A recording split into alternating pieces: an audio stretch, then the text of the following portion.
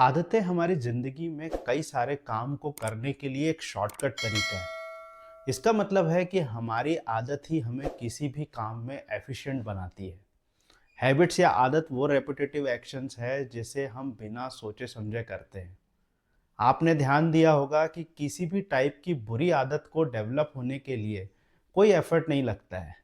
Example के लिए junk food खाना, स्क्रॉलिंग करना, स्मोकिंग, ये सब आदत एफर्टलेसली बिल्ड हो सकती है।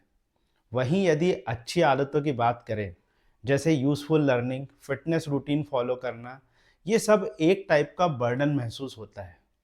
तो ऐसा क्यों होता है? और क्यों मोटिवेशन किसी भी काम की शुरुआत करने के लिए तो ठीक है, बट किसी भी काम को लॉन्ग टर्म में एग्जीक्यूट करने के लिए एक्चुअल में सही आदत डेवलप करना ज़्यादा ज़रूरी होता है। हेलो दोस्तों, आज डिस्कस करेंगे हैबिट्स बिल्डिंग के बारे में और जानने की कोशिश करेंगे कि अच्छी और बुरी आदतें किस तरह बिल्ड होती है। ये अंडरस्टैंडिंग हमें हेल्प कर सकती है लॉन्ग टर्म में किसी भी गोल को अचीव करने के लिए। देखिए, जो सबसे फंडामेंटल बात है किसी भी अच्छी आदत की, वो ये है कि ज़्यादातर केसेस में हमें इंस्टेंट ग्रेटिफिकेशन यानी तुरंत किसी टाइप की अच्छी फीलिंग नहीं होती है। यानी आपको जल्दी उठने में या रोज़ एक्सरसाइज करने में तुरंत में कोई खुशी नहीं मिलेगी। वहीं आप किसी बुरी आदत को लें, ये हमें तुरंत ही अच्छा फील करवाती है। जैसे रील्स देखना, कुछ ना काम करना और नींद पूरी होने के बाद भी बिस्तर में पड़े रहना। ये तुरंत प्लेजर देने वाली आदत है और यही वजह है कि बुरी आदत को डेवलप होने के लिए किसी तरह के एफर्ट की ज़रूरत नहीं होती है। ये अपने आप डेवलप हो सकती है। अच्छी आदत को बिल्ड करना इसीलिए भी मुश्किल है क्योंकि अच्छी आदत के रिजल्ट आपको कब मिलेंगे इसकी सर्टेनिटी नहीं होती है। इसका मतलब ये है कि रिजल्ट वेरी कर सकते हैं पर्सन टू पर्सन। अब कोई किसी कंपटीशन एग्ज़ाम की तैयारी कर रहा है और वो आदत बनाना चाहता है कि रोज़ सुबह उठकर पढ़ाई करे, तो कोई ज़रूरी नहीं है कि वो पहले अटेम्प्ट में ही उस एग्ज़ाम को क्लियर कर पाए, और हो सकता है कोई और पहले अटेम्प्ट में ही एग्ज़ाम को क्लियर कर ले।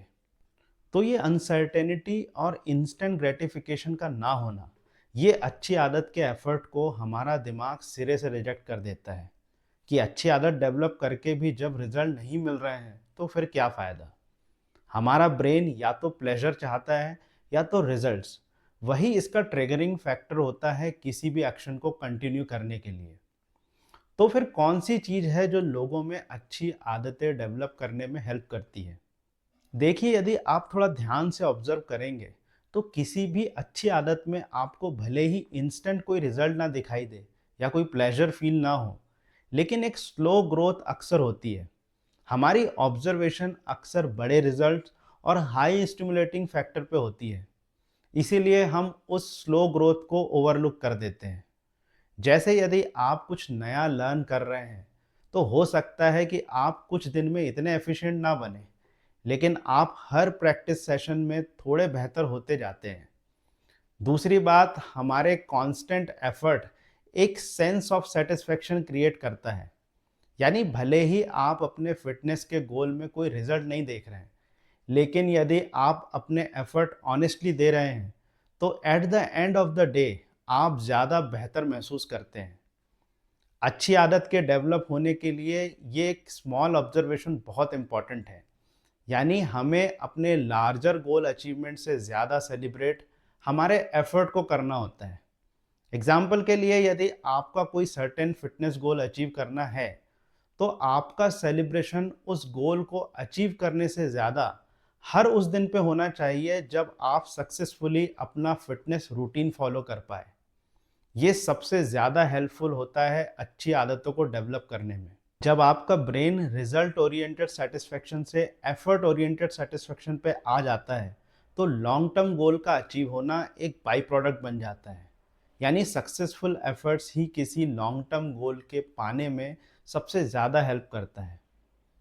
असल में हमारी आदतें सबकॉन्शियस माइंड से कंट्रोल होती है। इसमें कुछ भी लॉजिकल या रेशनल नहीं होता है। मतलब आप बार बार फ़ोन क्यों चेक करते हैं या बिना मतलब लोग फ्रीक्वेंट चाय सिगरेट क्यों पी रहे हैं, इसका कोई लॉजिक नहीं होता है। एक्चुअली ब्रेन हमारी आदतों से मेंटल एनर्जी सेव करने की कोशिश करता है, बिना किसी रेशनल थिंकिंग के एक्शन ले लेना, मतलब ऑटो पायलट मोड में कुछ एक्टिविटी करना।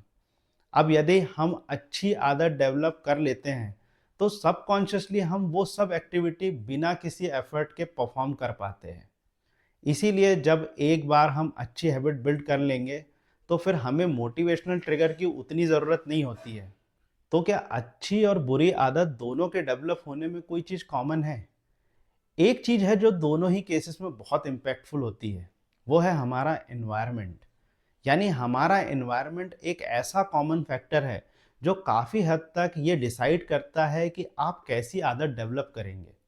एग्जाम्पल के लिए, यदि आपके एनवायरनमेंट में सब लोग जंक फूड खा रहे हैं तो मोस्ट लाइकली आप ना चाहते हुए भी बैड ईटिंग हैबिट्स में इन्वॉल्व हो सकते हैं। ऐसे ही यदि आपके एनवायरनमेंट में सब लोग फिटनेस को लेकर अवेयर हैं तो ज़्यादा चांसेस है कि आप बेटर ईटिंग हैबिट डेवलप करेंगे। हमारा एनवायरनमेंट इतना पावरफुल फैक्टर है कि ये आपके लॉन्ग टर्म डिसिप्लिन को भी बीट कर सकता है। इसीलिए ज़्यादातर गलत आदतों के डेवलप होने के पीछे हमारे आसपास का एनवायरनमेंट ही सबसे बड़ा रीज़न होता है। इसीलिए जब भी आप विलिंगली कोई हैबिट फॉर्म करना चाहते हैं, फिर वो किसी भी चीज़ से रिलेटेड हो, choosing the right environment is very important. थोड़ा समझते हैं कि क्या सबसे मुश्किल बनाता है अच्छी हैबिट्स को बिल्ड करने में। बिहेवियरल साइंस के अकॉर्डिंग आइडेंटिटी कॉन्फ्लिक्ट सबसे ज़्यादा मुश्किल पैदा करता है अच्छी आदतें डेवलप करने में। यानी हम अपनी आदतें अपनी आइडेंटिटी से अलाइन करके ही फॉर्म कर पाते हैं।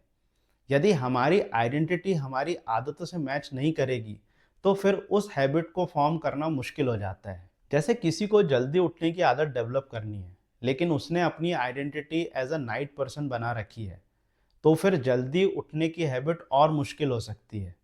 मतलब किसी भी टाइप की हैबिट को फॉर्म करने के लिए हमें अपनी आइडेंटिटी अलाइन करनी होती है। या तो अपनी आइडेंटिटी अपनी हैबिट से अलाइन कर सकते हैं या फिर ज़्यादा सुटेबल ऑप्शन चूज़ करना बेहतर होता है।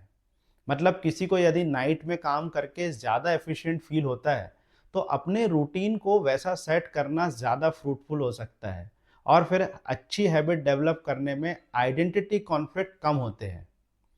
तो यदि आप अच्छी आदतों को बिल्ड करने में स्ट्रगल कर रहे हैं तो ये हम सबके साथ होता है। हमारा ब्रेन वही कर रहा है जिसके लिए वो डिज़ाइंड है, एनर्जी बचाना और कंफर्ट ढूंढना। बैड हैबिट्स इजी लगती है क्योंकि वो तुरंत रिलीफ देती है, और गुड हैबिट हार्ड लगती है क्योंकि उनका रिवॉर्ड लेट मिलता है। रियल चेंज डिसिप्लिन को फोर्स करने में नहीं, बल्कि अपनी हैबिट्स को समझने, अपने एनवायरनमेंट को रीडिज़ाइन करने और छोटे छोटे बेटर रिप्लेसमेंट चूज करने से होती है। तो हमें एक स्मार्ट सिस्टम चाहिए और वो हम सबके लिए इंडिविजुअल लेवल पे खुद डेवलप करना होता है। और जब सिस्टम सही बन जाता है, डिसिप्लिन हार्ड नहीं लगता, वो नेचुरल लगने लगता है। आई होप आज आपको कुछ वैल्यूबल जानने को मिला होगा। ऐसे और कंटेंट के लिए सब्सक्राइब कीजिए इस चैनल को, जहां हम लाइफ की रियल प्रॉब्लम को डिफरेंट पर्सपेक्टिव से डिस्कस करते हैं। कमेंट करके बताइए यदि आपके कुछ थॉट है इस बारे में। मैं आपसे फिर मिलूंगा एक और वीडियो के साथ। तब तक के लिए कीप ग्रोइंग, कीप थ्राइविंग।